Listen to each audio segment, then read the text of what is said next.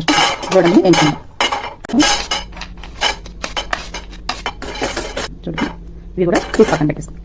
కొంచెం టైం తీసుకునే వేయించుకోవాలండి, ఎందుకంటే లోపల ఉండే పచ్చివాసన అంతా పోవాలి. పౌడర్ అట్లయితే బాగా పొడి ఇస్తాం, బాగా వేగిపోయాయి. తీసేస్తాం.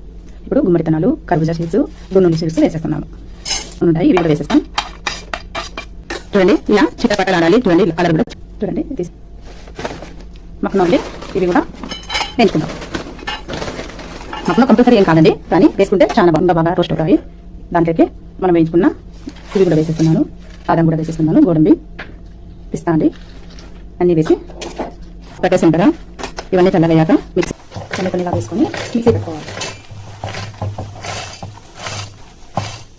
మిక్సీ వేసుకొని వస్తాం. చూడండి, పొడి ఈ విధంగా పట్టుకోవాలి.